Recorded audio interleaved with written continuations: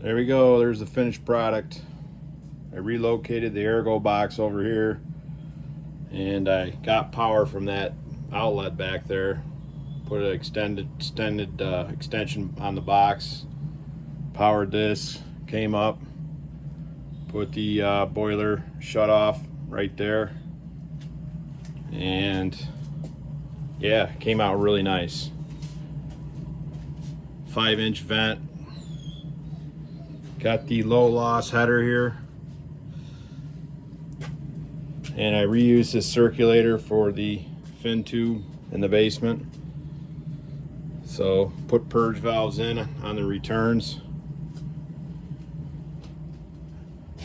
Put a spiral vent in, and with a Caleffi water feeder with a backflow preventer. Mega press the propane. Everything's square and plumb. Put it up on blocks. Put a sheet of plywood up, obviously, before we even started. Heck of a lot cleaner in here.